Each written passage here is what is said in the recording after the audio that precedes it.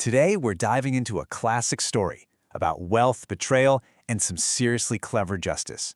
You know, it's one of those tales that feels like it's from another time, but as you'll see, the lesson at its heart, it's more relevant now than ever. So, let's start with a big question. It's a phrase we've all heard a million times, right? Honesty is the best policy. But really, in a world that so often seems to reward the cutthroat and the ruthless, is it still true? Let's dig into that idea through a really compelling story. All right, so our story starts with a man named Bushin. Now, he's not a king, he's not some famous warrior, he's just a regular guy whose life has been completely upended by a devastating famine. He's forced to leave his home with literally nothing, just hoping to find some honest work. And right away, we meet our two central figures. On one side, you've got Bushin. He's starting from rock bottom, forced into this by circumstances, but his whole identity is wrapped up in his integrity. And on the other side, we have the zamindar, the village treasurer. This guy has a massive reputation for being honest, and everyone trusts him with their money.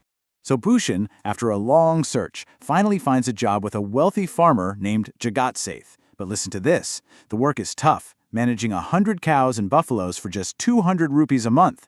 And his lodging? He literally lives in the cowshed. But despite all that, Bushin is grateful. He just wants a chance to work hard and prove himself. And you know what? His hard work really starts to pay off, slow and steady. This timeline just shows you the power of that consistent, honest grind. After a year, his pay doubles.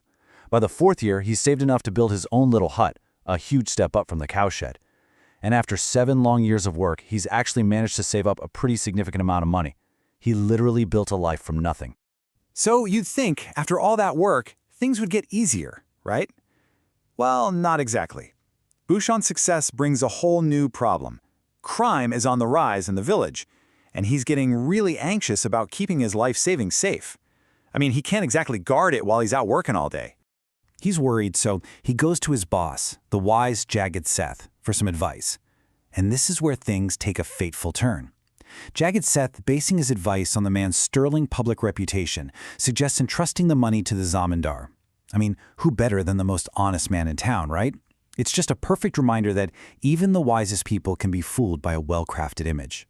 And the amount we're talking about here is 5,800 rupees. Now, that might not sound like a fortune, but you have to understand, for Bushin, this was everything. This number represents 7 years of his life, 7 years of living in a cowshed, 7 years of pure, backbreaking, honest work. This was his entire world. So Bushin takes his savings to the zamindar, who, well, he puts on an absolute masterclass in manipulation. He doesn't even count the money. He just waves his hand and says he has complete trust in Bushin. It's such a clever move, right? It's designed to make Bushin feel totally secure, to completely lower his guard. It's all a performance. Okay, now fast forward 2 years. Bushin has kept working, kept saving, and he finally has enough to buy his own piece of land, to finally be his own man. So he goes back to the zamindar to get that nest egg, the money that's going to make his dream come true. But that warm, trustworthy man he met 2 years ago? He's gone. In his place is this cold, dismissive stranger who hits him with these chilling words. He pretends he has no idea who Bushin is, and then he immediately throws up this wall of red tape, asking for documents for a deal that was sealed with a handshake and a promise. This is basically the playbook for the zamindar's cruel scam. It's not just a lie, it's a whole system. Step 1, deny everything. Step 2, demand paperwork that you know doesn't exist. Step 3, and this one is just awful, flip the whole thing around and accuse the real victim of being a liar. And step 4, if that doesn't work, just resort to violence. And that is exactly what happens next. When Bushin keeps pleading, just begging for his own money, the zamindar orders his men to attack him. They beat him until he's unconscious and then just throw him out like he's trash. In one single, brutal moment, 9 years of his life, his work, his dreams, all gone. But just when you think it's all over, the story takes another turn. Bushin doesn't show up for work, and a worried Jagat goes looking for him. He finds him, beaten and heartbroken.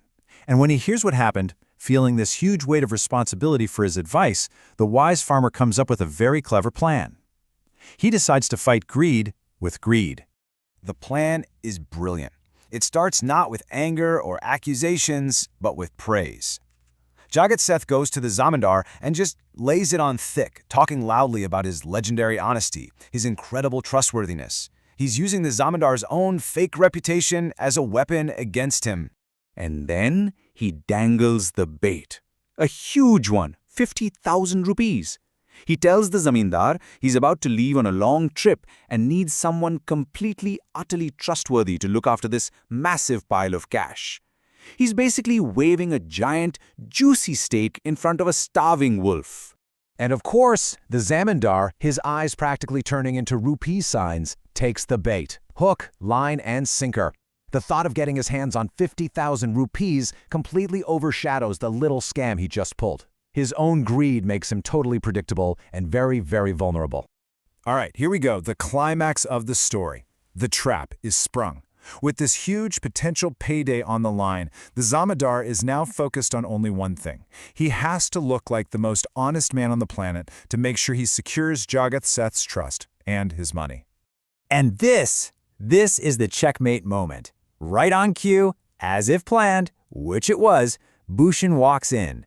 The Zamindar is horrified. He cannot afford to look like a thief in front of Jagat Seth and his 50,000 rupees. So all of a sudden, his memory comes flooding back. He greets Bhushan like a long-lost friend, apologizes for the silly misunderstanding, and immediately hands over the full 5,800 rupees.